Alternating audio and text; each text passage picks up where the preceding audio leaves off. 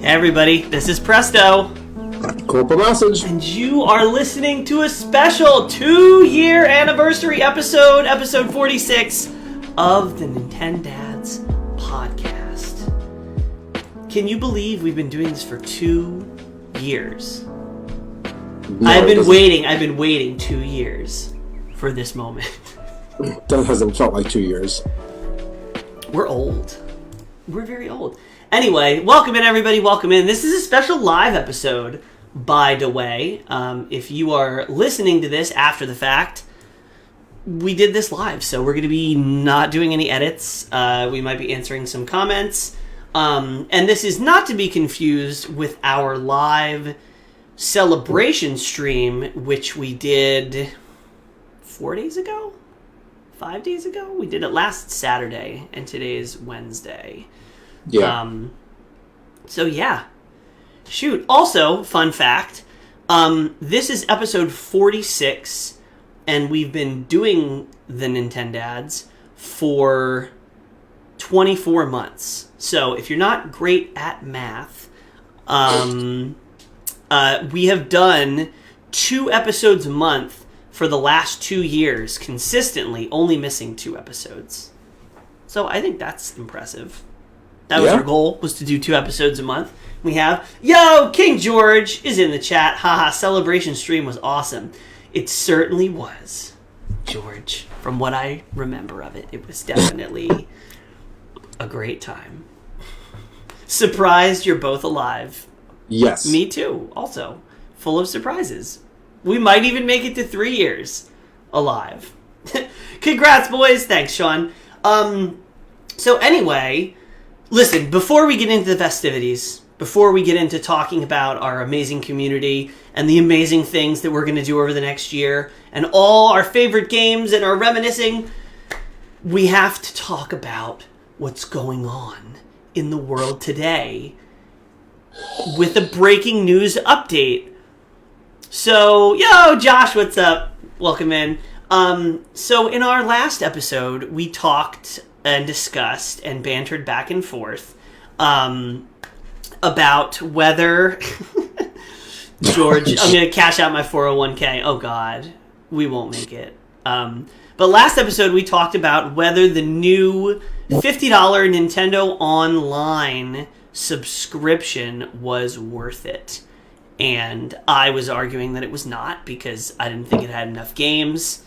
And hold on, I'll read that comment in a second. I argued that it wasn't worth it because there wasn't enough games. They needed to bring more to the table to charge over double the current subscription price. Corporal was saying he thinks it was worth it, but twist.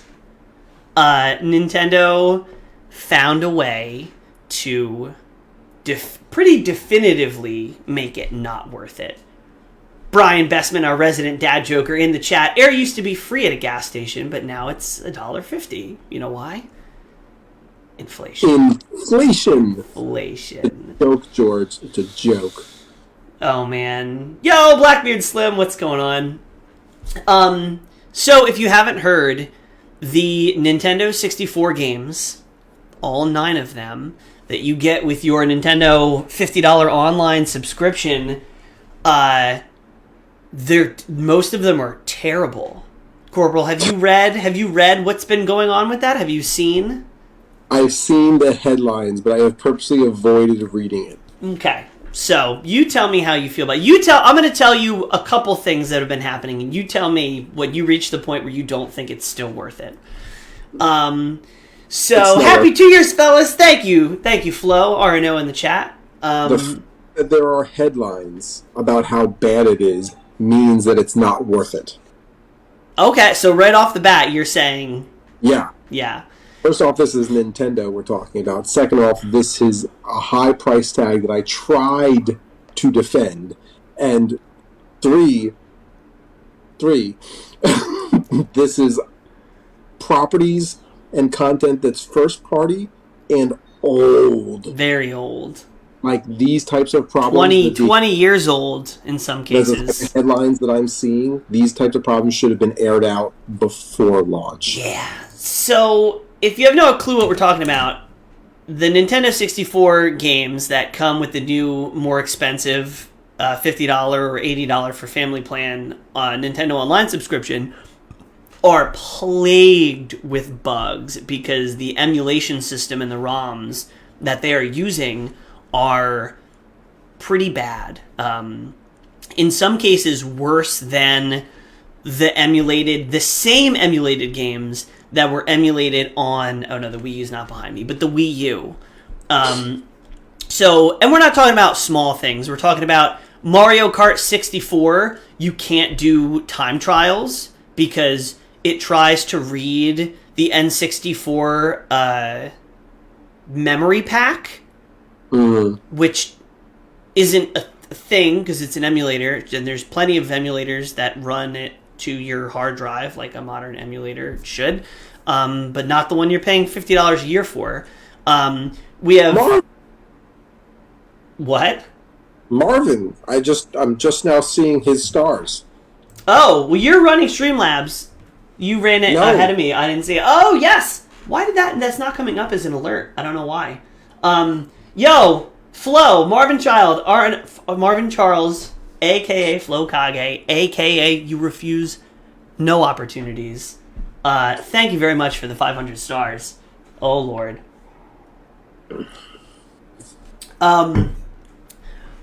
But there's been instances of emulation issues where textures disappear, things crash in Mario Kart 64, Zelda Ocarina of Time, the water textures just aren't, like, they're cheap, like, different water textures. The most egregious complaint for me is that there's like a second of input delay.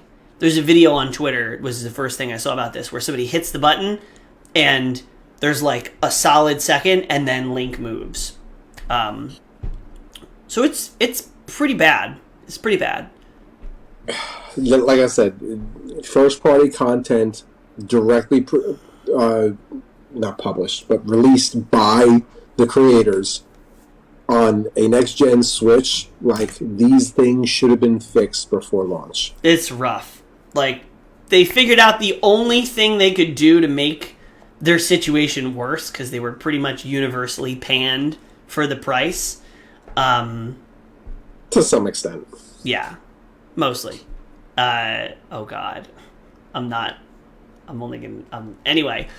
2 years! Can you believe it? We've made it 2 years doing these, and we haven't gotten banned from Facebook yet. I can't believe it. Genuinely surprised, though, for real. Like, thanks, Zucks. Jojo, thank you. So before we get into, the first thing I want to get into is, so we've been doing this for 2 years now. We did the podcast, pretty much exclusively first, and then we started streaming games on Facebook Gaming, and then we started bringing gameplay stream nights to Facebook Gaming. And Corporal, what's been the best part of all this experience for you? The excitement from the community. The community. Actually getting the enjoyment for what it is that we're doing. Guys, you guys are it. You guys are... This whole episode, we could just stop after bashing Nintendo, of course, because they deserve to be bashed for this one. But the core... Jojo says, you guys are on the wrong side of the screen. Yeah, for when we stream, usually we're flip-flopping, but because we're doing it on Discord, yeah. We're throwing you off. Yeah, the community is, like, seriously the biggest reason why we keep doing this, and the most rewarding part of it. And that's, like... So when we started doing this as a podcast, like, we thought, oh yeah, we'll have listeners, but, like, it's a podcast. Like, there's limited amounts of engagement you can have with a podcast audience. Like, they can leave comments, you can do it later. But through streaming and... Oh my god, I can't read any of these on stream. Now I'm totally derailed. Thanks, George. When you're doing a podcast, you don't expect to really get so close with your community. But because we've done so many of these episodes live and because we started streaming so much, like, I feel like we've just built this amazing community of, like, streamers, fellow streamers, support us, people that support us, people in chat, people who've come by from streams, people that we've connected with through different episodes. Corporal, what do you have to say? I feel like I'm just ranting about being mushy about how amazing our community is. I've enjoyed being able to play games more religiously and have a reason and a purpose that's not just for me. Yeah. Yo, Geeky-sama! What's up? Thank you, sir, for the double like. Triple like. Oh my gosh, the man's a beast. But yeah, I mean, so do we want to attempt to try and shout out everybody in our community that we can think of? Good luck. Can we do it? We can't. But I mean, everybody in the chat, I think we have to do a special shout out. John Swanson, congrats, buddy, on 2 years. Thank you. He's trying. George. I mean, I think we have to give a couple special shout outs. I'm going to say my first special shout out has to be to King George. You have to give it up. You have to give it up for the man. Round of applause for King George for being our most hardcore supporter, our number one supporter for potentially getting us banned off this platform from multiple angles. I can't just name one, but King George, this is a big old cheers to you, my friend, because you have brought our streams to a level that I didn't think we would get to in the near future. And King George is a big reason of the next section we're going to talk about of things to come for in year number 3. Is it year 2 or year 3? This has been year 2. What's coming up next is year 3, right? Yeah. It's like year 2.1, 2.3, 2.4, like the leading up to 3. Yeah. Thank you. I had a choice to feed my kids with food, but I chose Nintendads. I mean, we're probably more entertaining than kids eating, although I can definitely see some similarities. But yeah, huge shout out to King George. Thank you for all our streamer friends who support us. Yes. Which there's a lot of you, but definitely RNO, awesome. Chaman and his entire community, that includes you, Jojo. Geeky-sama, of course, for hanging out with us, enduring me being super salty in Smash Brothers and carrying our asses through Apex Legends matches. We got Foxy Uchiha. I don't think he's here. I think he's actually streaming right now. But just being a general awesome community member. Sir Snorkelbum, for sure. Snorkel! Mr. Snorkel. Yeah, I'm sure there's plenty that I'm forgetting. Those are just the ones that, like, we've talked to lately. But, yeah. Rendragon. Mand Amazing, of course. Oh, yeah. Amazing. You guys are honestly amazing. There's too many people to name. But seriously, sincerely, thank you. You guys have made this, like, a thing. This is a big thing. We started this as, like, a fun project, and now this is, like, become more than just a fun project. Like, it's a big thing. And we're gonna grow. We're growing. We're gonna be doing some big things in the next year, which I am gonna be. Yo, Kevin, what's up? From the Comedic Minute, also another awesome supporter and streamer. You guys are amazing. Thank you so much for stopping by, my friend. Hope you're doing well. I've been seeing you streaming. I've been seeing you. B-Side Magic. He doesn't really stream anymore, but I love that guy. Why are all the badges coming in Spanish? They do that. And it's not Spanish. I think it's Portuguese. Oh. I have no idea why. It just happens. Yeah. If I forget anybody that you think of, I think we also have to shout out Mimi-chan. I don't think she's here, but Mimi-chan has also been a hardcore, constant supporter. Brian Bessman, bringing the dad jokes. Oh, Sir gosh. Edward. Sir Edward coming through? Team Okra? Hero? Team Okra, yeah. Oh my god. Brian needs a special badge just for his dad jokes. Just for the dad jokes. Yeah, we got Josh, all the Joshes that support us, especially like Josh 5. that carries us through every Monster Hunter stream on the hard hunts. Oh, there's so many. There's so many. Anyway. And plus all you creepy people who show up to watch the live stream but don't say anything. Nothing. John Swanson. Swanson bringing the donuts. Geeky, dad jokes are life. Yes, they are. I feel like there should be a toast. Listen, we did quite enough toasting on Saturday, okay? And I'm currently not prepared for toast. Just saying. I mean, I'm always down to toast. If JoJo says toast, I say how much. So I say get me the butter. You cornball. Anyway, so what is next? What's next for the Nintendads? Well, I cannot tell you all our plans. But I will say that we got some biggish things planned. Blackbeard Slim, of course. Blackbeard Slim. I don't know if I shouted you out. I read your comment, but yeah, Blackbeard Slim, of course. Tosugeki gang. Having y'all on my stream to help me get serious about my own stream. Thank you. That's great to hear, man. I'm glad. Oh, that's right. We played Splitgate. We played Splitgate with Blackbeard. Somehow we still have not played Guilty Gear, which bothers me on a deep emotional level because I'm ass at Guilty Gear now because I haven't played in that long. But yeah, Blackbeard Slim, awesome. Thank you for your support. I'm glad we could contribute to your journey. So in the next year, we got some things coming, including a little website called thenintendads.com. What could it be? What could be? Tell me pictures of my nose on the side. Gosh, we don't have the bandwidth to support that. I am not paying for that hosting plan. That's way too... Not gonna happen, sorry.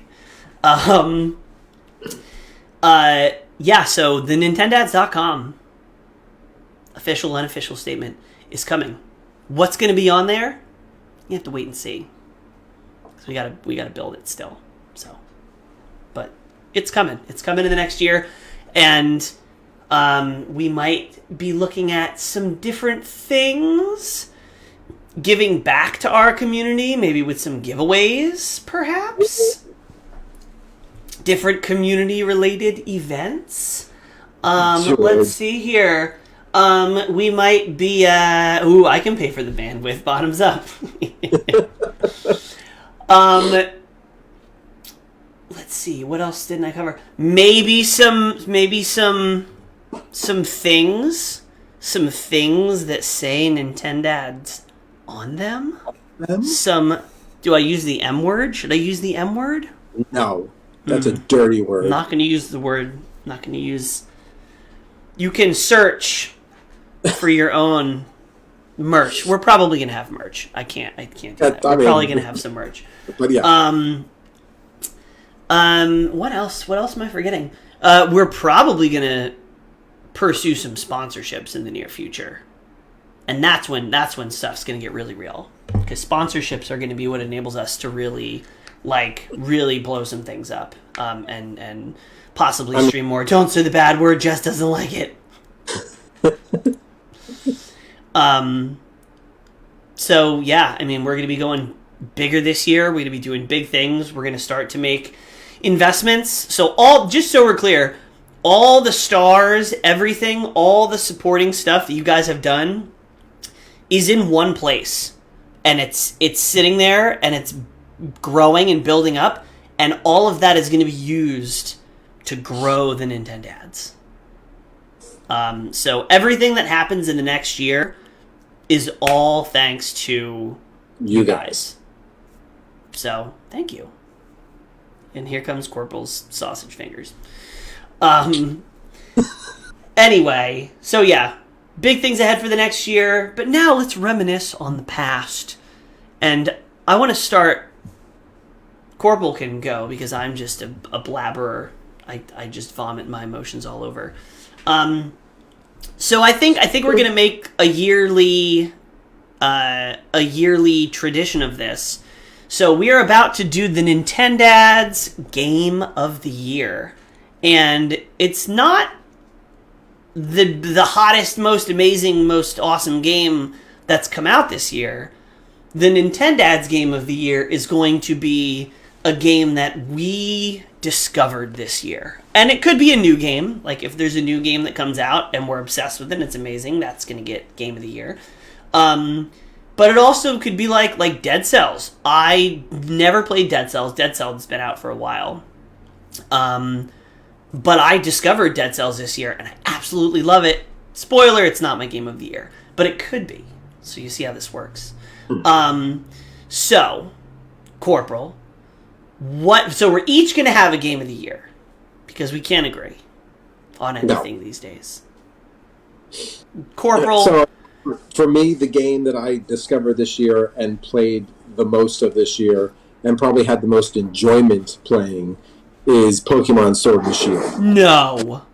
While a lot of people have negative things to say about that series, I had that opportunity to play Pokemon Go, play Pokemon Home, play Pokemon Let's Go Pikachu and Eevee, and catch all of them and join them together using Pokemon Home to transfer Pokemon back and forth. Not to mention, I did a lot of gaming with my son, Little Red. So Pokemon Sword and Shield is the game that surprised me and gave me the most amount of fun that I wasn't truly expecting from. Now hold on. There's no way you played Pokemon Sword and Shield the most this year. It can't be your most played game, right? Yeah, it is.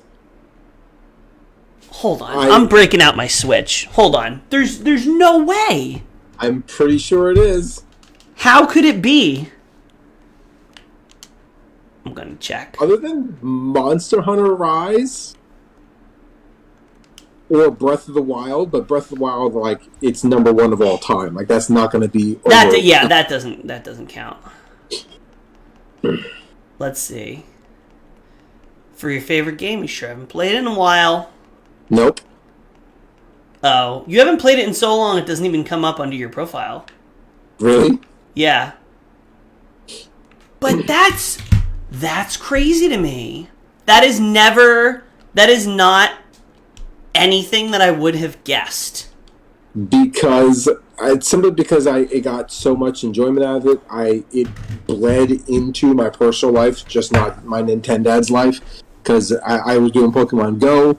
There was a reason to go out and exercise. I was doing, hanging out with Little Red, doing Pokemon. Because I don't think you streamed any of Sword and Shield, right? No. That's crazy. No, because it was all personal gameplay. That's wild. So you never know what's going on behind the scenes. I don't even know what's going on behind the scenes. So you played the originals back when we were kids. Yeah. And you played Let's Go Eevee and Let's Go Pikachu. Have you played any other Pokemon games? Like Sword or Moon, Sun, Black, White, X, Y, Diamond, Pearl, Sapphire, Pearl, and Red, Yellow. Oh, you played Sapphire and Pearl? Yes. Oh my god. I never realized you had played so many Pokemon games. Yeah. Jeez. I mean, Pokemon games were pretty close. Nothing compares to my Zelda obsession. But Pokemon was pretty close to being my number 2 Nintendo game. Damn. You have a hard time making that comparison because Mario games are freaking everywhere. There's not a single title from Nintendo you can't touch that doesn't have a Mario stamp on it. Mm-hmm. But for the most part, that's wild. And so Sword and Shield for you was like truly like it was great. It's what I wanted. Let's face it, when Breath of the Wild came out, I said that I hope the next Pokemon game is as open world as Breath of the Wild is. Now, Sword and Shield didn't fulfill that completely, It was like but it a half pretty step. close. Came pretty close, and from what I've gathered, Sword and Shield was the prerequisite that gave them the confidence to move on to the next chapter To of do Pokemon. Legends being open. Yes. Okay. So, yeah. And I'm liking the direction which is going. Breath of the Wild is like the standard. Breath of the Wild needs to improve on itself, but it's allowed other games to catch up and have the confidence to do the same. So are you going to get Arceus or Pokemon Legends Arceus when it comes out? I assume, yeah. I mean, most likely. So when does that come out? That comes out in January. Okay. I need to see more from it, but I at this point, what I've seen so far, it's worth it. I mean, it's going to be the closest thing to an open... I mean, what I'm probably going to get just so that I can stream it. The problem is that it's going to have to compete with Halo, so back up. Well, maybe we could do Halo as our co-night thing. We're also going to be adjusting the games that we play on stream to take a more focused approach. Probably after, in the next, near future, we're going to have a Presto game, we're going to have a Corporal game, and then we're going to have a Nintendads game. And those are going to be our 3 streams. So instead of jumping around and streaming all these different games, we're going to settle on mostly streaming 3 games. Could be collapsed down into 2. Like if one of us gets really into a game that we're doing the co-streams on, we might have it too. Yo, Tony, MB, how you guys doing? Welcome. 2 years. More Jackbox, please. I'm sad to say that Jackbox will not be a main game that we stream. Sorry. It just doesn't have the competitive complexity that my soul needs. Okay. Any close runners up to Pokemon?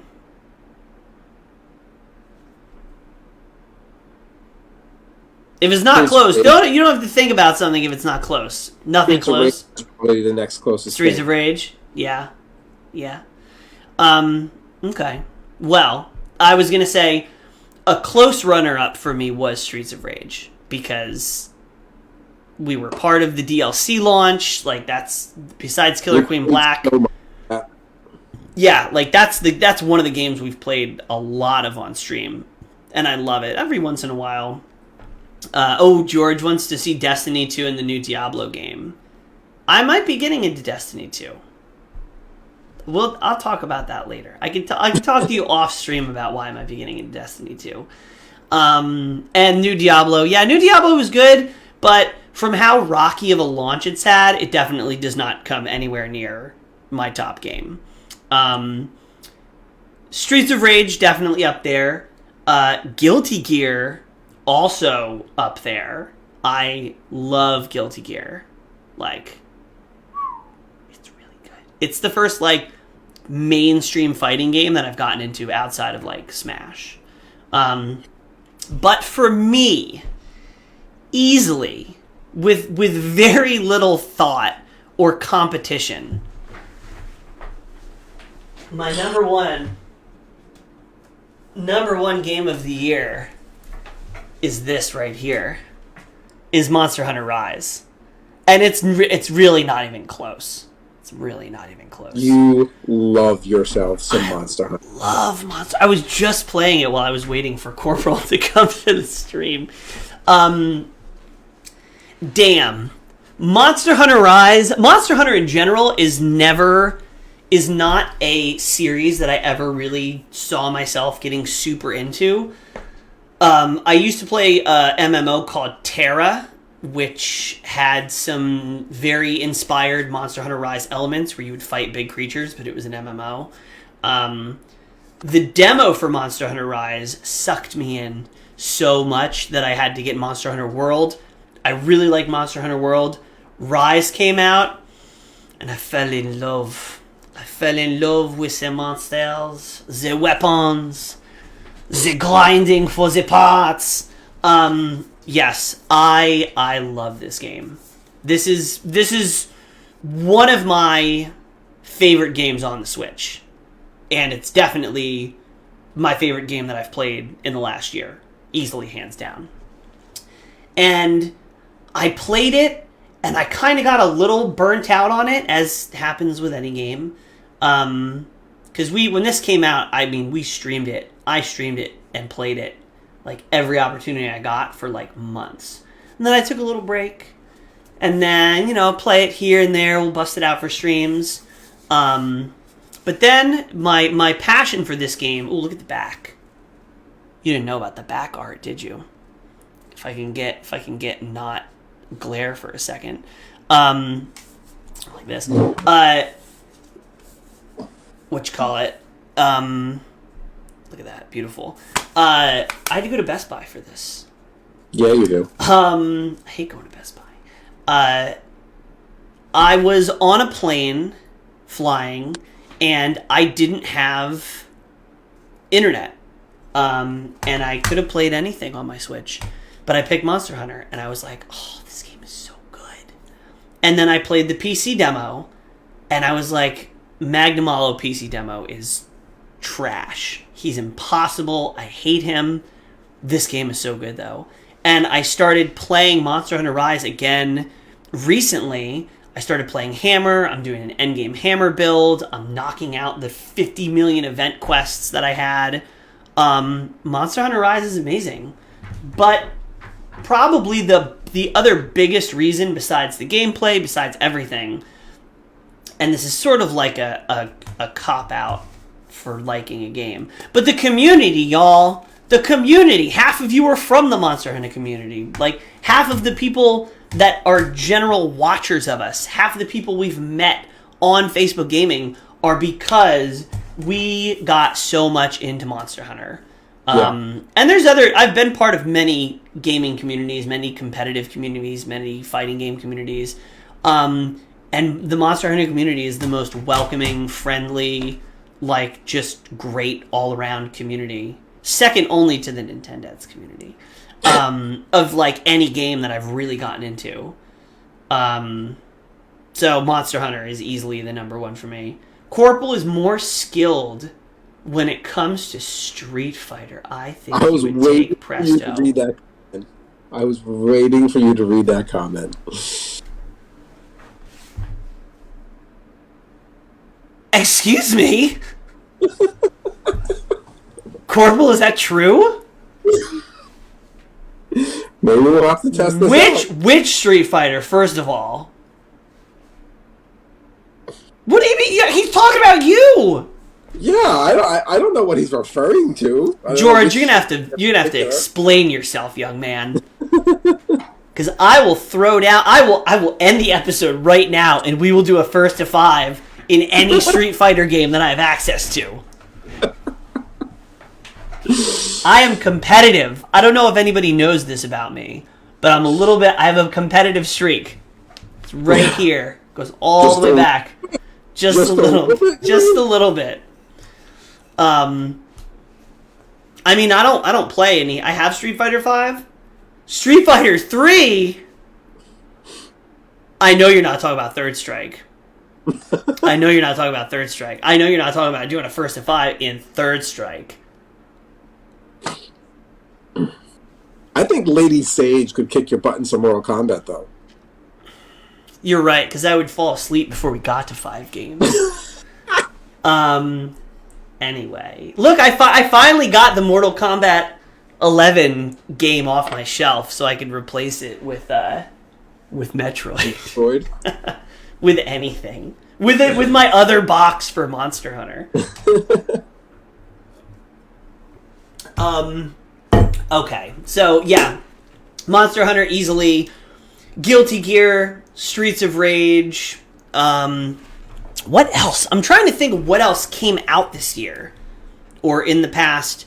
I mean, Nickelodeon All-Star Brawl is amazing. I don't think I've really had enough time with it to really come to appreciate it.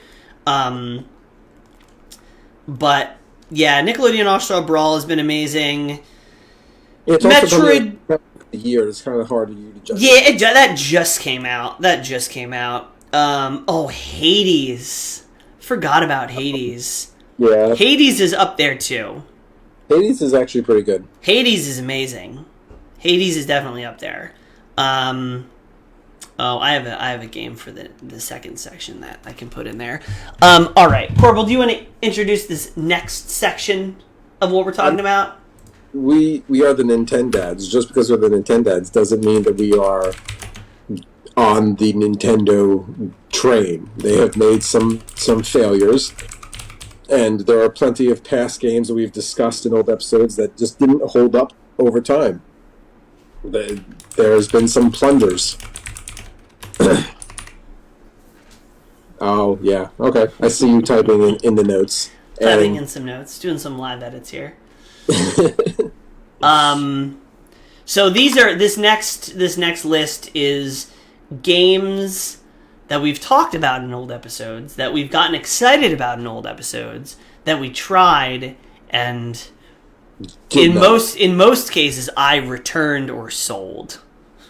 Because I think the number 2 and number 3 on this list are probably the biggest plunders. I would not. I mean, we can go through them. The first one's all you. I've never played it, so. Really? Yeah, no, I've never. How did it even make it on the list then? You put it on the list. Are you sure? Yeah, I've never played it. I've never played it either. What?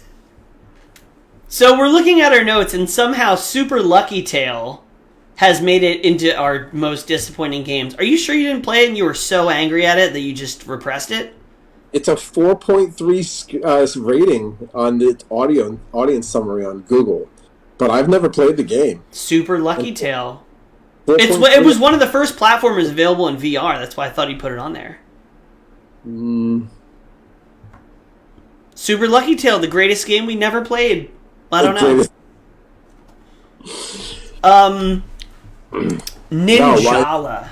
Ninjala. We did a whole episode on Ninjala. A whole episode dedicated to Ninjala's demo release. Yes. And Ninjala was one of those games that they touted so highly that they also took one of its main characters and brought it to Super Smash. Wait, what? Oh, I'm sorry, not Ninjala. I'm getting the next one mixed up with. Yeah. Not Super Smash, but yes, Ninjala. We did an entire episode dedicated to Ninjala. I was so hyped about Ninjala. It had the Fortnite concepts, like the free to play. It had so much potential, but ultimately, the mechanics. Oh, Knockout City is what Ninjala was trying to be. Absolutely. Yes. Absolutely. Yeah. Knockout City was one I was a little kind of... I mean, I wasn't really disappointed. I just liked it at first, and the more I played it, the less I liked it. But... Knockout City was so much better than Ninjala. Yes. Yes. So Ninjala was fun. I got the first season pass, and I played like dozens of hours. The thing about Ninjala is there were a couple key mechanics in the combat that were sort of like a rock, paper, scissors that came up a little bit too often. But the reason I stopped playing Ninjala is the same reason I stopped playing Smash Bros. Ultimate. The netcode and the online... Because it's an online play-only game. Yeah. And there were so many times where lag spikes would kill me. There's so many times where there would be rubber banding. There were so many times where people would just do weird... Like, it was just kind of poorly executed. I'm sure... I mean, I hope it's better now. But it had the potential to be a really, like, deep, mechanical-wise...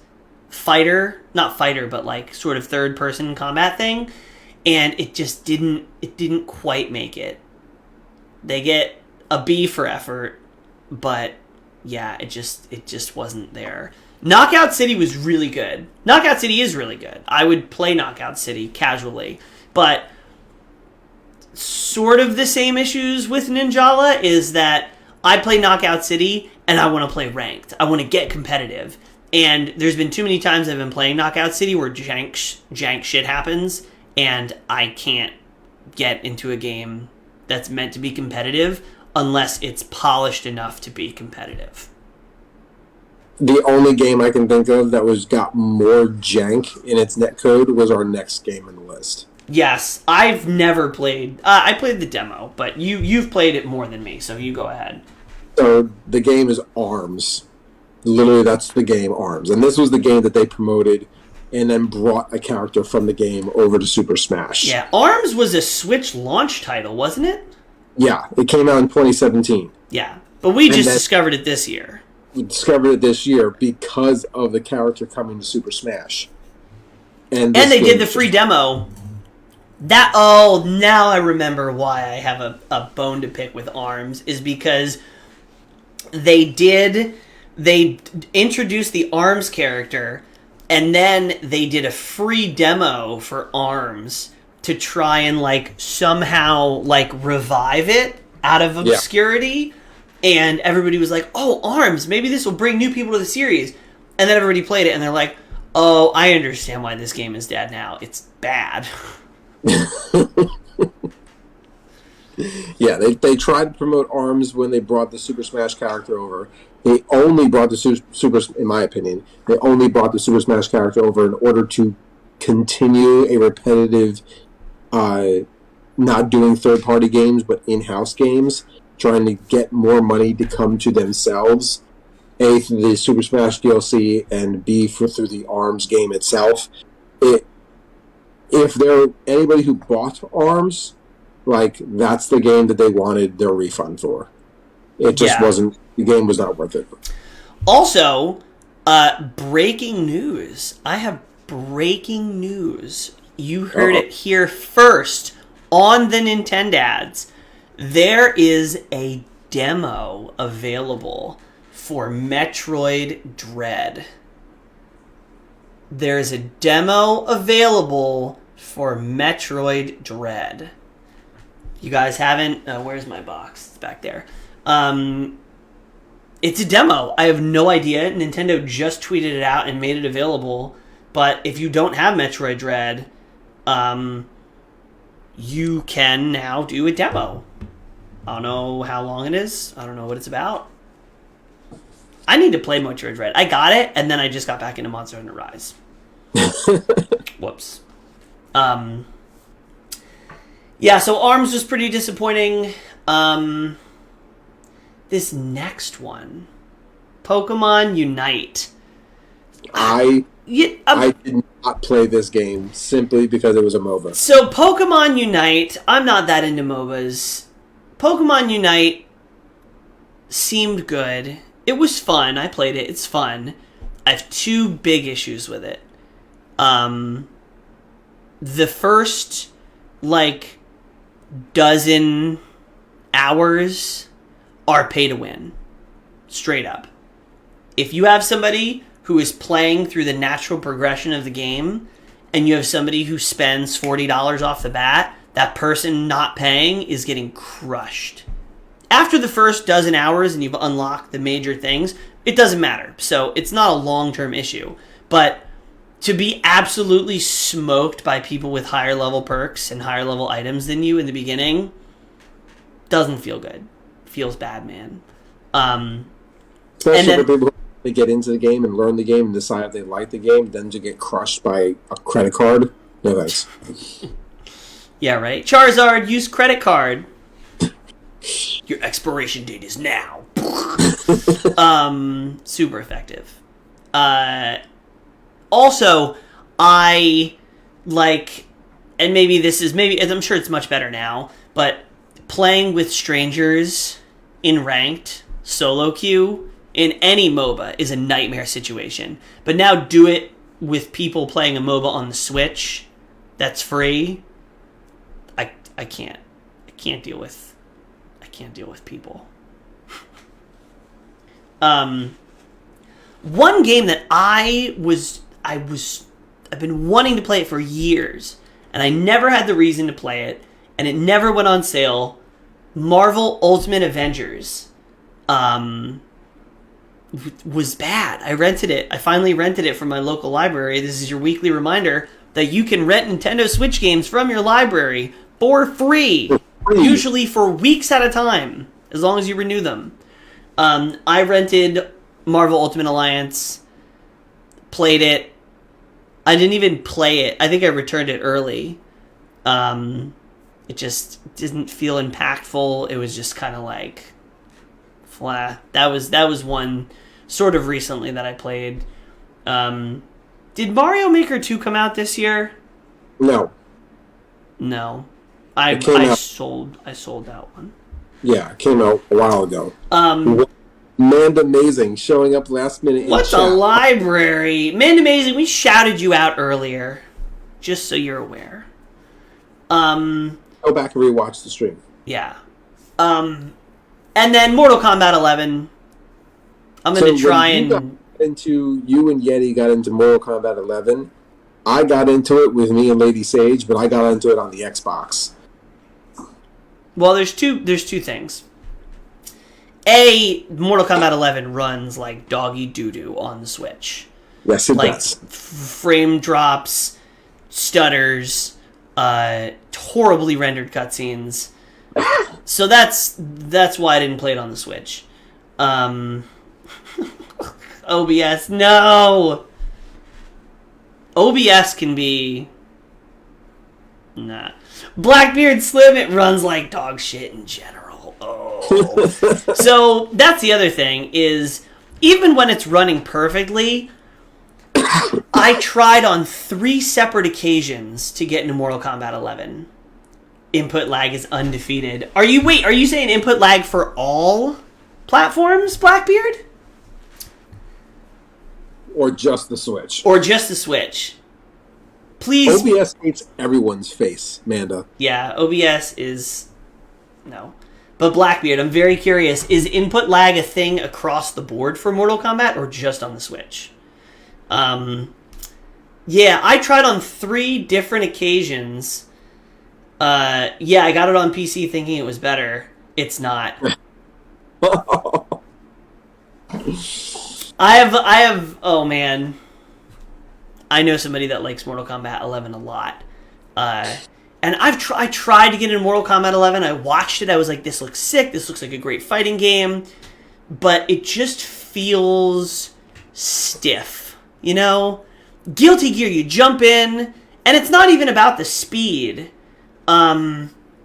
It's just about the fluidity. It's about feeling like you're in control of your character. When I play Mortal Kombat 11, I feel like I hit a button and then I'm watching like a short video clip of a fighting game.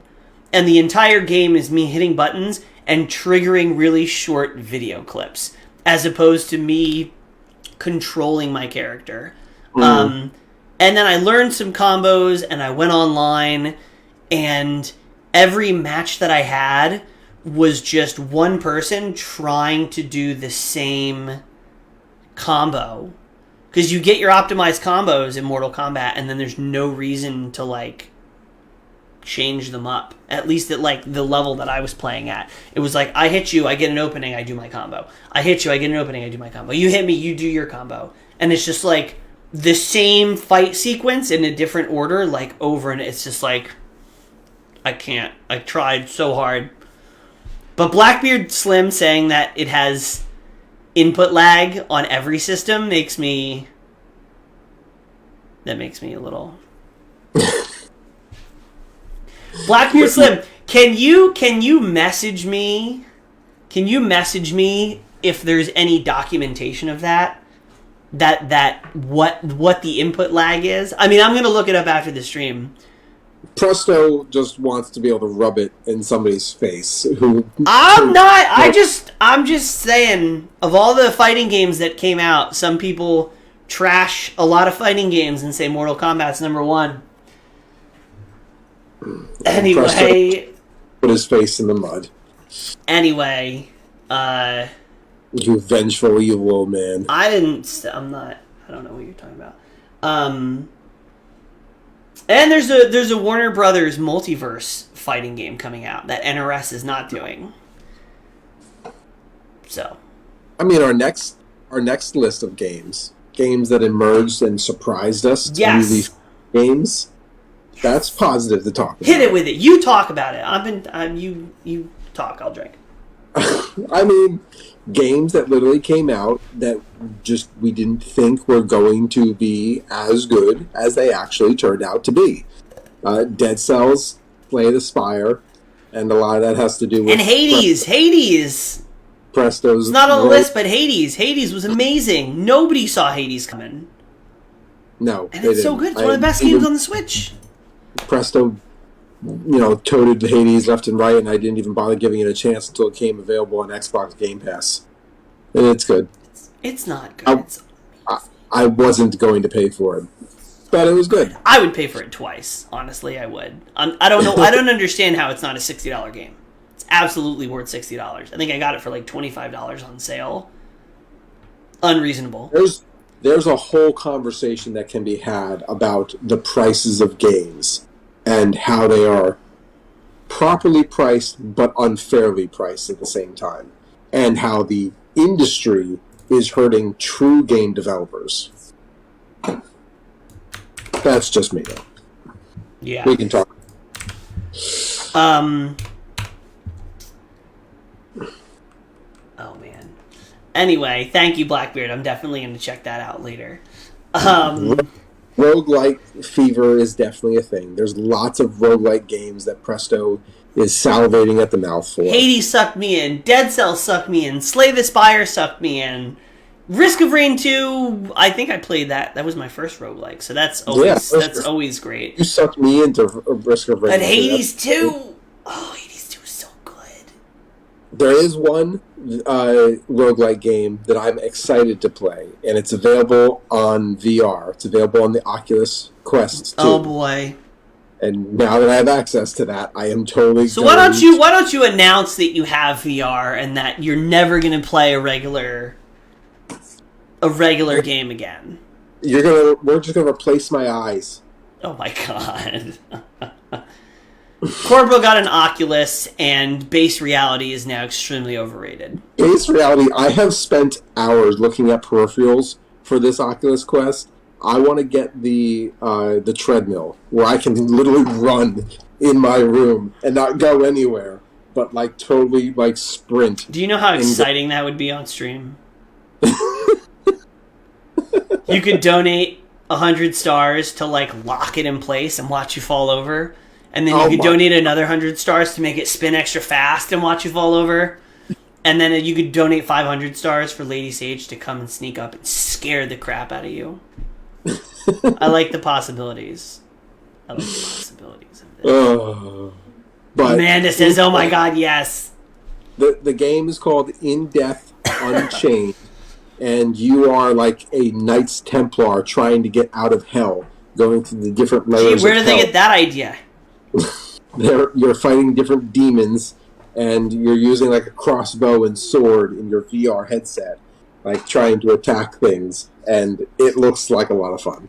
So, I've actually seen. I saw a preview for it, and it was describing it, and I was like, "Oh, this looks cool. This looks interesting." And then they're the first roguelike in VR. And I was like, come on. Kent, thank you for the fire. Let's see. Maybe if the Nintendads can make enough money, we can put it towards the Oculus Fund for Presto. So I had a Generation 1 Vive, and I have a bunch of VR software. I have a bunch of VR games on Steam. And it's so good. I sold the Vive because right after I got the Vive, and then 7 months later I had a baby, and the VR room became the baby room. So there's not that much time or room for VR with a baby. When there's a baby. So the VR got sold for a the car baby seat. Is the new VR. Yeah. Raising child simulator. So yeah. Maybe. We'll see.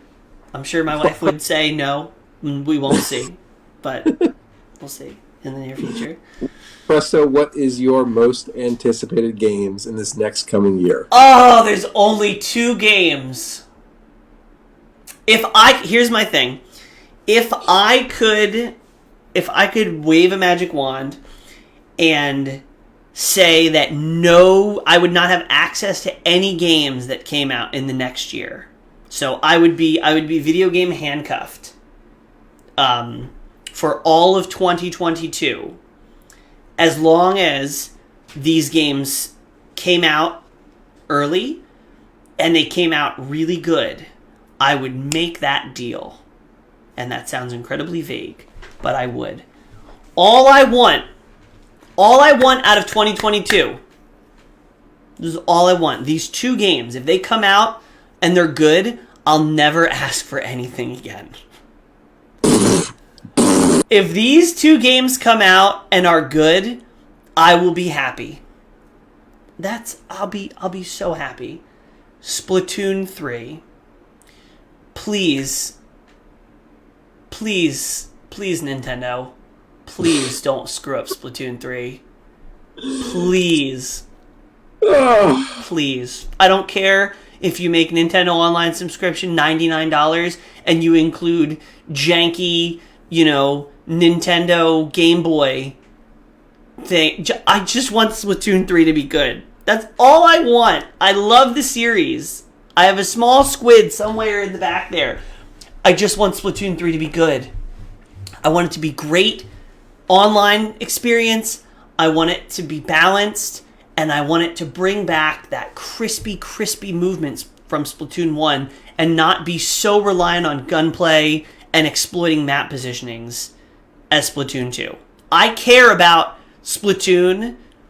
Obviously, I care about the Smash series as my number one series that I would like to see fixed and brought to its former glory. But Splatoon series is like right under that. I care about Splatoon almost as much as not almost as much as I care about Smash, but I care about Splatoon a lot. I need Splatoon 3 to be good. It was a great game, and I enjoyed Splatoon 1 so much. And Splatoon 2 improved on some things, but they changed enough that it just didn't feel the same, and therefore I didn't give it a solid chance because I didn't care enough. I own it, but it didn't feel the same anymore. I just want Splatoon 3 to be good. That's all I want. Along with the other game, which is Monster Hunter Rise Sunbreak. Let me use their words, the massive expansion. I need an F-Zero or Star Fox game to come out of nowhere like Metroid Dread did. Could be. But Monster Hunter Rise Sunbreak, to me, it seems that Capcom is very intentionally modeling Monster Hunter Rise Sunbreak after Iceborne. They saw the success of World, and then they made Iceborne almost like a whole nother game, introducing new mechanics. They made it big, beefy, at the cost of, being a $40 DLC, I think it was at launch, which is a lot. Or DLC, but it was almost like Monster Hunter World 2.0. And from everything that I've seen, from the parallel, them bringing Master Rank back, from them saying massive expansion, from them saying, new mechanics, new monsters, and the fact that it's going to release on Switch and PC, I think and hope that Sunbreak is going to be Rise's Iceborne. And I just want it to be good. I want it to give us some proper end game for Monster Hunter Rise, because I think that's probably my biggest complaint is a little too easy, and there was no real end game. There's hunts to do, but you do them for doing them. You don't get anything special for doing them. Yeah. If we have a good Monster Hunter Rise Sunbreak and a good Splatoon 3, Smash Bros. Ultimate, you can keep your crappy online. I'll be too busy playing these other games. Also, I really am hopeful, because Splatoon 3 will likely use the new Nintendo multiplayer servers, that Splatoon 3 won't have dial-up internet level online multiplayer lag like some other games. Okay. That's all I want. Wish list complete. Corporal, what is your most anticipated game coming up in the next year? What could it be? My most Is it anticipated Bioshock 9? Is it Fallout 17? Super Mario Brothers Odyssey World 3D Stars 7 3/4? My most anticipated game should not be a surprise to anybody. And it's not a Nintendo title. It's not even on the Switch. And it's Halo Infinite. I will quit my job and stay at home for a month so I can play Halo. I'll drop all of my vacation on December 8th. I mean, that's not a bad strategy. Use it to lose it, right? Yeah. So why? Why is Halo Infinite so anticipated? Besides just saying it's a Halo game, Master Chief. Oh. Besides the Nintendo 64, the Xbox, the original Xbox, the box, was my first real console that I acquired, like purchased and acquired. And Master Chief and Halo revolutionized first-person shooters, and I grew up with that series. And there is not a single Halo title that I haven't played into the ground. Okay.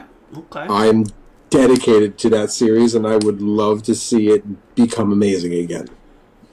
Here's a question. Here's a pickle of a predicament for you.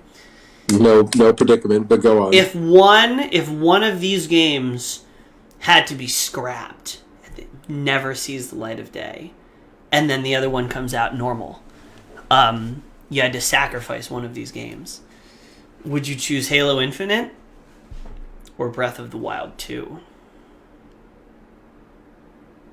Ooh.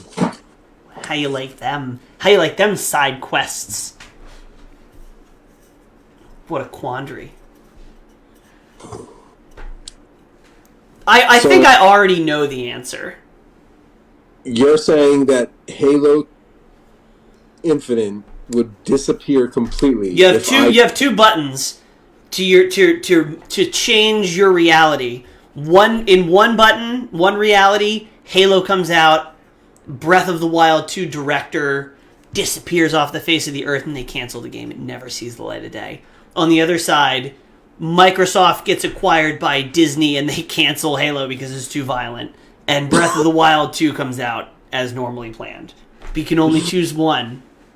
Which one?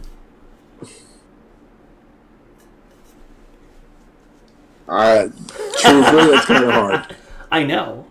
Very proud of myself for thinking that on the fly. I think...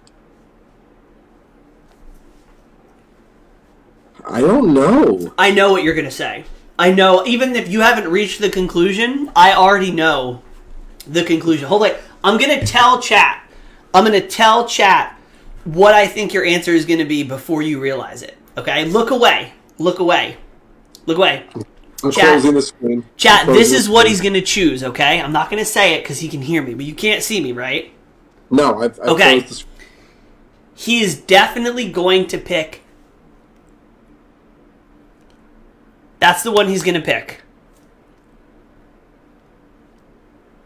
Okay. Continue on. Continue your thought process.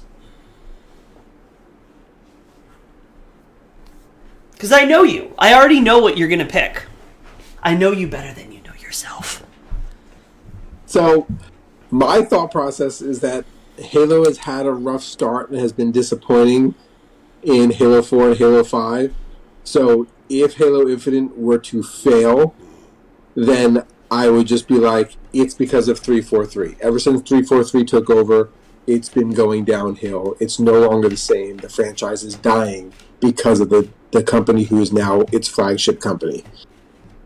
So, with that being the case, I don't see how you can screw up Breath of the Wild. Like, you just can't. So it's going to be good. But, and I've been playing Zelda games since, like, before Halo was even conceived.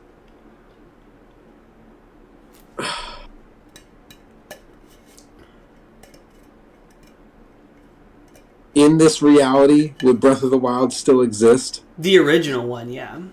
Just like if you chose Breath of the Wild, all the previous Halo games would still exist.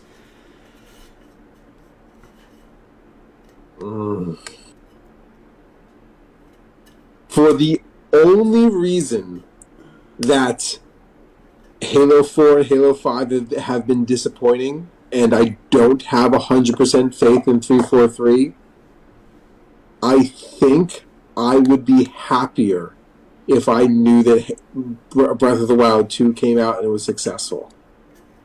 So you would pick Breath of the Wild over Halo Infinite if you could have one. I really want Halo Infinite.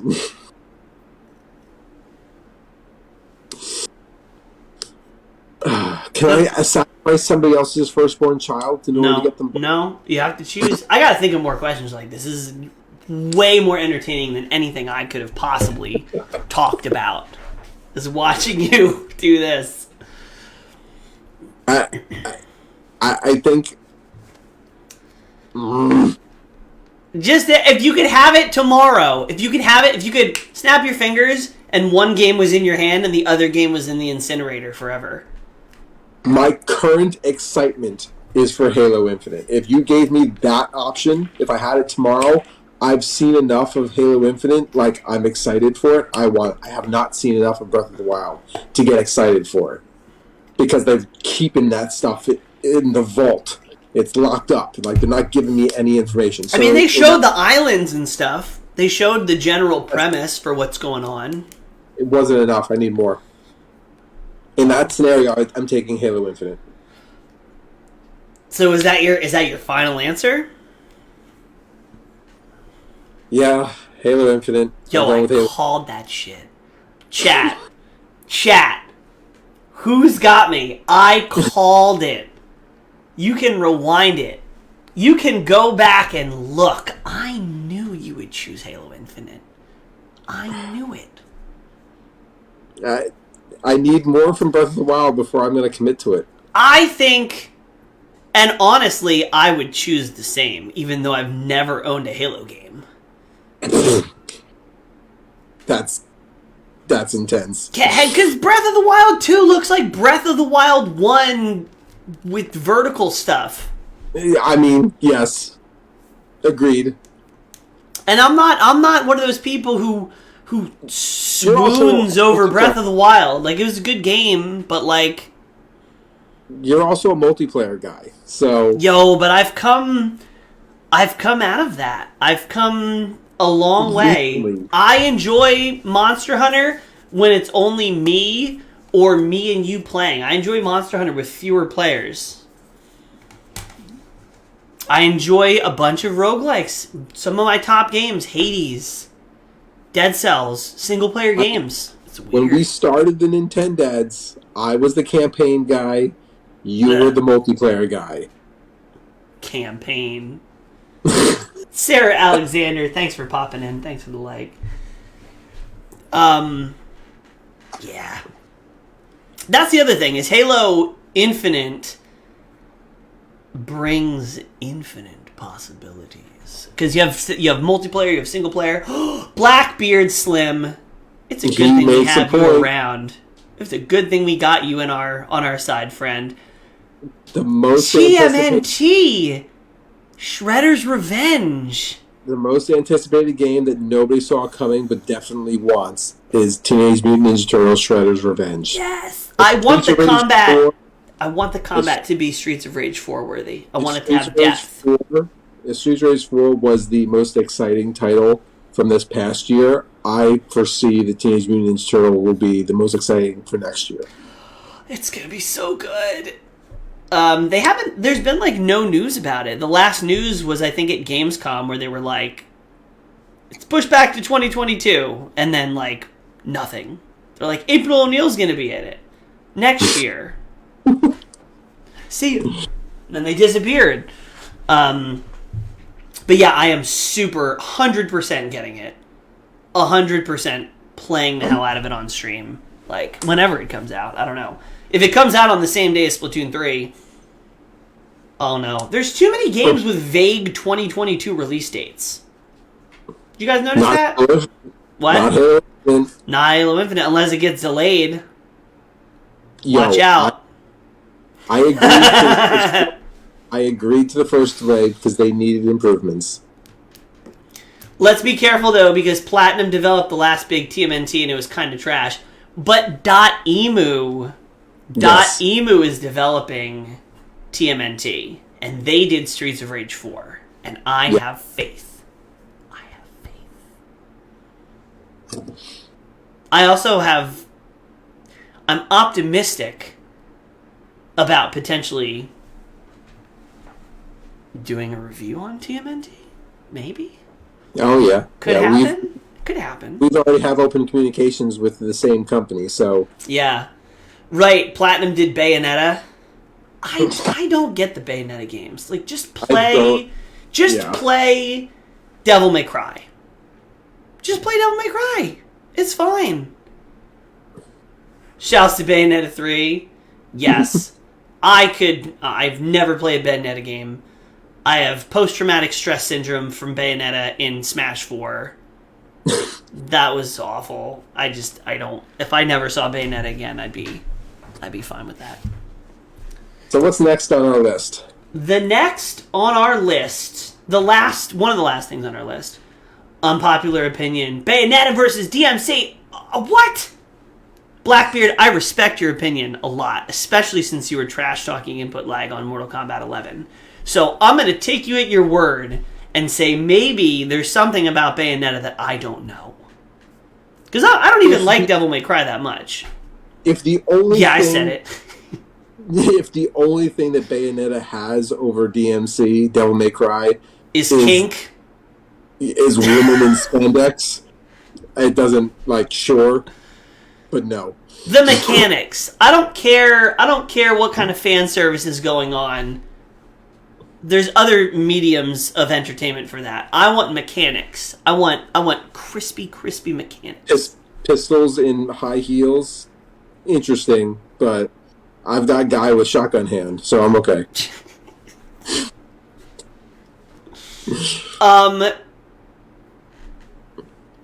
It is actually a better game. Fan service is a bonus. Never played, so I don't know exactly. I'm taking your opinion. And Bayonetta has those mechanics. Okay. You know what? You like Guilty Gear and you like Streets of Rage 4. So instantly I value your taste in games. So maybe that could be true. I may be wrong with Bayonetta. I just hate her in Smash. She did things to me. She killed me at 0% so many times. And I'll never forgive her for that. But maybe someday. With enough supporters in chat, I will basically play any game. Except Boyfriend Dungeon. Because you have that covered. Why would I do something that you've already done? Yeah. Anyway. Our favorite... We're going to try and make this a more regular segment because we usually forget about it or skip it. But we're pretty much always... We should make it more regular segment at the beginning so it doesn't get forgotten. Because we'll drink our way through the episode and then it's forgotten. True. That's true. Favorite... so we want to do the what we're drinking section. Because when we are recording... Well, I'll say this. When we're planning and we're doing a lot of behind-the-scenes stuff, we are both total coffee addicts. Like, coffee is required to get through life. For me. Kind of for you, right? I've sort of converted you into a coffee snob. I don't drink nearly as much coffee as you or Lady Sage. And I think Lady Sage drinks twice as much coffee as you do sometimes. That's unnatural and unsettling. That makes me uncomfortable. To know that anybody drinks that much coffee. But yeah, so we've drank a lot of stuff this year, mostly at the behest of King George. But we're drinking coffee, we're drinking beer, we're drinking whiskey. Corporal, did you have any standout drinks over the last year? On stream, off stream. When I say, what would you like to drink? What comes to your mind? There's one drink that I've had that I purchased simply because of its entertainment value that I've come to enjoy, and that's Dragon's Milk. And it's a type of beer. Your face. Because Dragon's Milk doesn't sound like something you would ever be able to get without getting killed. It comes in either a... Let's see if I can find it. But think about the logistics of trying to obtain Dragon's Milk. I mean, I've played Skyrim, so it's possible. But it is a bourbon barrel aged stout. Oof. That sounds like dessert. Yes. That's why I like it. Yes, David Porter says Sonora Bacanora, which is going to be drunk on stream as soon as I get my sample bottles back. Yeah, we'll have to talk more about Sonora Bacanora in its own little dedicated... You don't even know about Sonora Bacanora, but you will. You will. So shout out to Sonora Bacanora. Dragon's Milk. You know what I'm gonna bring up, and Corporal might actually throw up in his mouth when he sees this. Oh, jeez. Oh. No. This nausea is brought to you by Screwball Whiskey. Peanut butter whiskey. That I basically drank this entire bottle on the street this year. Yeah. Yeah, this was my favorite / my only whiskey that I drank this year. Screwball. It's peanut butter. It's delicious. It's the flavored whiskey for people who don't really drink whiskey or know any better. Because I don't know anything about whiskey except that I drank a lot of this and it hurt, but it was delicious. There's also a Dragon's Milk White, which is a white stout. I think that's the one that I prefer more than the dark. But okay. they're both good. I would say peanut butter whiskey. I don't know about that. Oh no, Manda. From what little I know about your taste, you will love this. I just have a feeling deep inside that you'll love this. I have a feeling. I have that exact same bottle, and it is empty, and 99% of its contents were thrown up down the drain because I drank too much of it in one night. I remember. It's in there. Kudos to you if you go back in our streams and find the one episode. Ugh. Because I remember it. That was horrible. It was delicious, but it was horrible.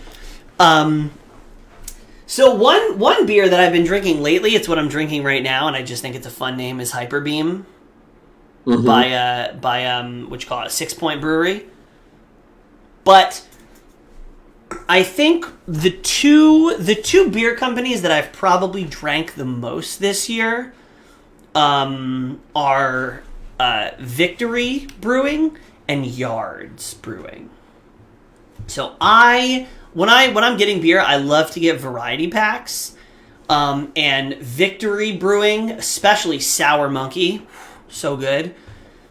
And Yards, the pink PYNK, the tart, I think it's like tart rosé ale, is like one of my favorite beers from the last year. And Yards just has I think they're based out of Philadelphia, so that's close to me. But yeah, Yards and Victory, probably my number two beer companies. Because I just drink variety packs. Mango Cart is another really good one. I like the fruit beers and I like the sours. Oh yeah, Manda remembers they were streaming It Takes Two, and JoJo came in and told her in her stream about how wild our peanut butter stream was. But hopefully, part of the Nintendads growing is we are going to be actively seeking potential drink sponsorships from beer companies, from coffee companies. We want to work with companies that we really enjoy, to bring you content and recommendations from those things we enjoy on stream, and work with them and like have them be a part of our content because their products and their drinks are already a part of our content. So hopefully you'll be hearing more about that potential beverage sponsorships. But in the meantime, I think we're gonna make it like we'll incorporate drink of the stream where we can have a little thing on the side with what we're drinking.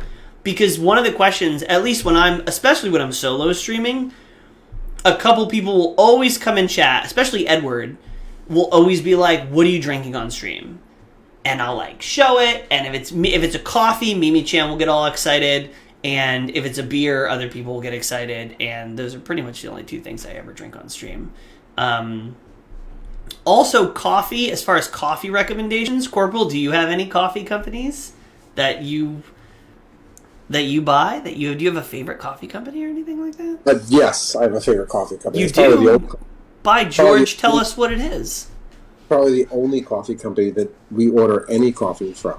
Only because they are year-round, got totally different flavors and different choices and different types. And that's Bones Coffee Company. This was totally turned on by my fiancée, Lady Sage, and she found it and we bought it. But they've got so many different flavors to choose from. I'm literally looking at their website right now, and for $60, they've got their fall flavor bundle pack.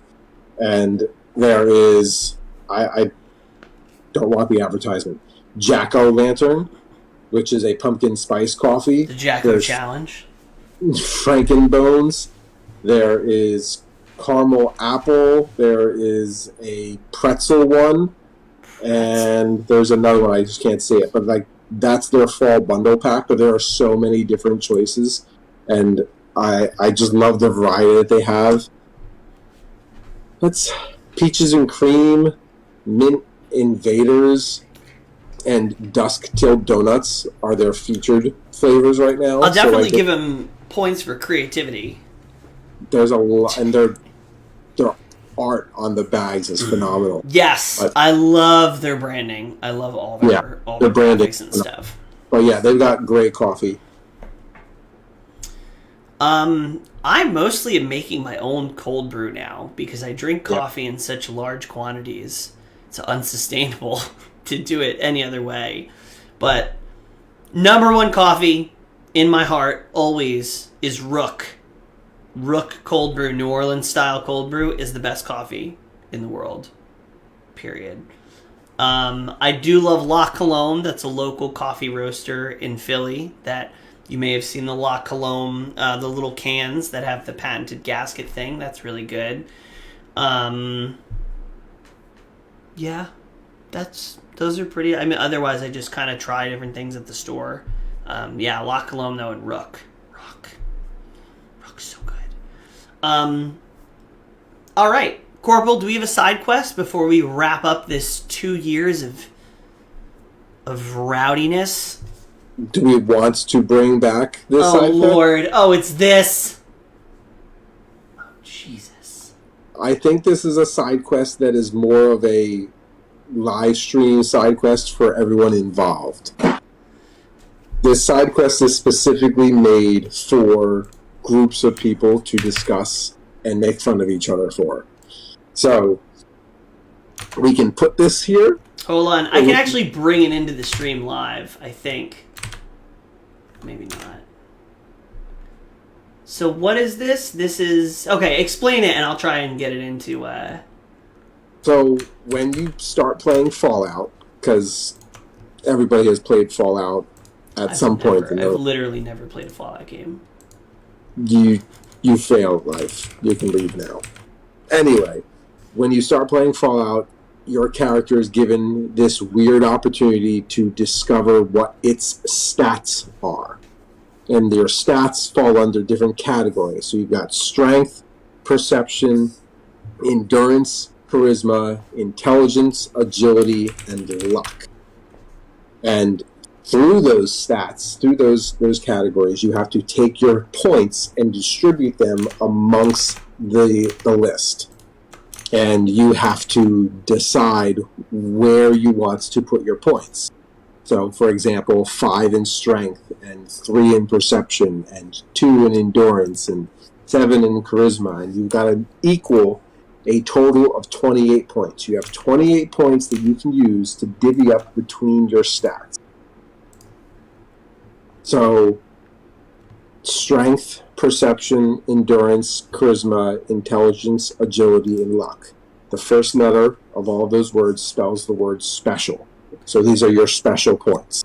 It's sort of like it's sort of like classic RPG, but like Yes. D&D style where you're choosing your stuff. Let's see if I can get it up here.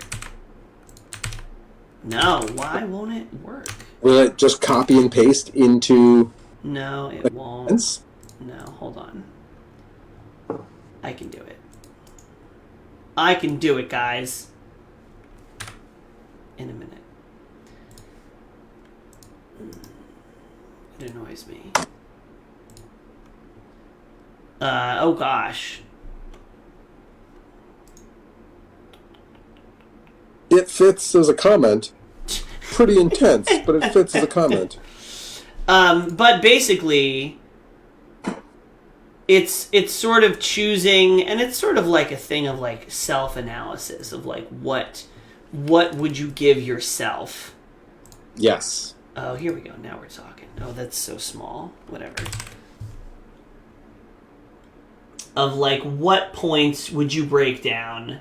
And I like this because it's like the typical like RPG style stuff. But it's Fallout. So you have some weirder things in there. Like luck is normally not a typical RPG element that you bring in. Alright, I think I got it this time. Boom, there we go. It's so small. But and maybe we'll post this as a side quest for people to do.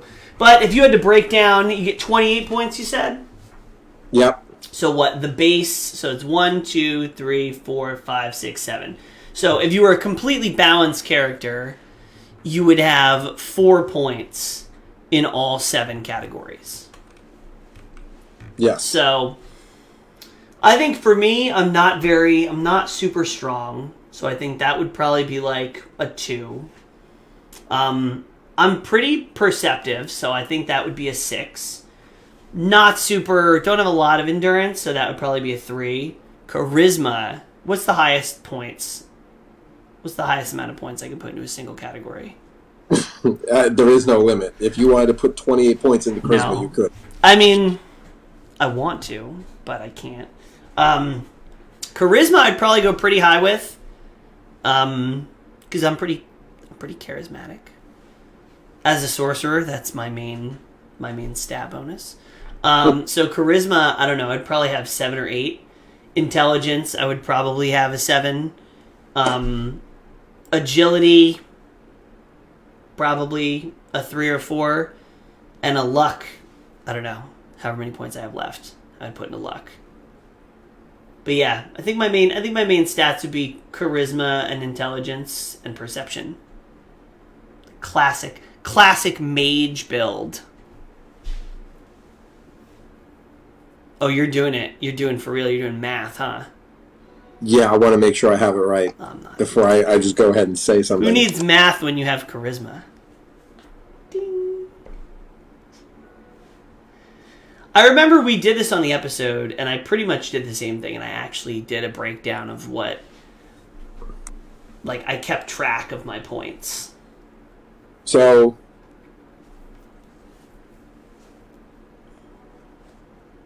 I don't have the best perception.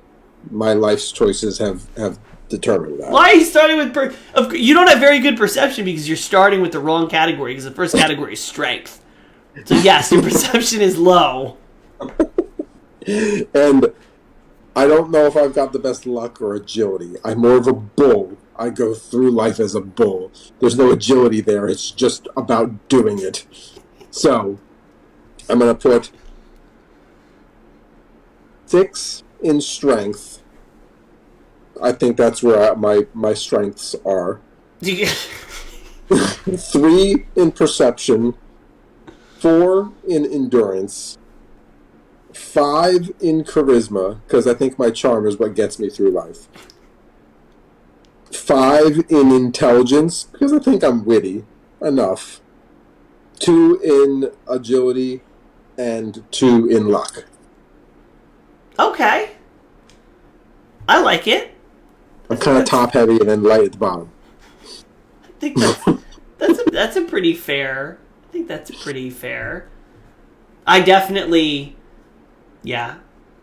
I'm not going to do the math, but mine is definitely in perception, because even in my day-to-day life and work, I do a lot of analysis and things like that, and based strategies on data and things that I see.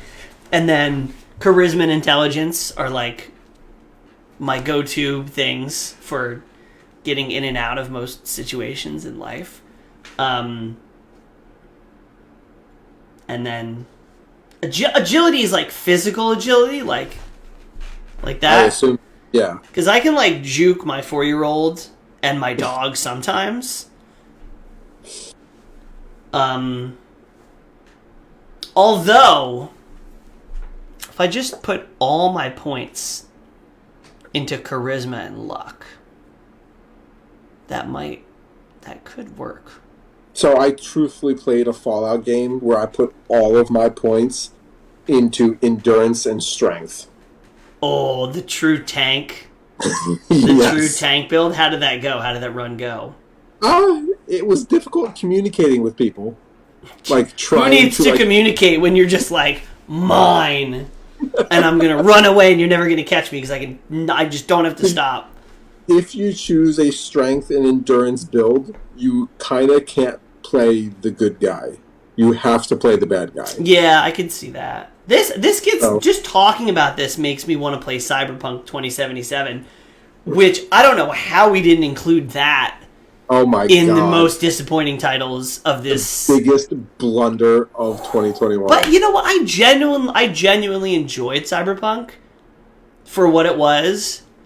I want to play the game. I just don't want to pay for it. I mean, it's been on sale. They've had sales where it's like literally $10. That's worth paying for. Yeah. I'll take it for. But you'd have to... Well, no. I think they did a console sale for $10, which I still wouldn't even recommend doing that. I would only play it on PC. Yeah, PC wasn't that buggy for me, but a lot of the things that they promised, like choosing your origin, basically made no difference over time. The faction and the reputation management between different groups ultimately makes no difference over time. Like, the only true agency you have in terms of, like, your choices impacting things are a handful of relationships with a handful of different characters, and then your stats and how your stats come into play. But really, there were only, like, a couple stat trees that really mattered. And if you went all in on one or all in on another, you would just totally break the game. So, but for what it was a good game. I'll go back and play it at some point, I guarantee you. Under the right circumstances, Cyberpunk can be very fun. And the reason I'm talking about it is because this reminds me heavily of that. But yeah. So what else can we cram into our 2-year episode? I think that's it. Where are the notes? I mean, we've had a lot of great opportunities. We had our birthday bash, our party. Planning our outer space amazing party was great. We just had to, plan it. Oh, no. That was the stealthiest dad pun I think you've ever worked in. Usually it's like we're talking about something, and you'd be like, so speaking of episodes, I met a clownfish the other day. You never, it's just always so abrupt. So kudos to you. It only took you 2 years to like gracefully work in a pun.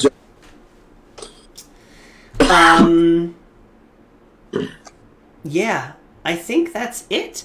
If you guys have anything, if you have any favorite moments from the last 2 years, let us know. Link it, link a clip, link an episode.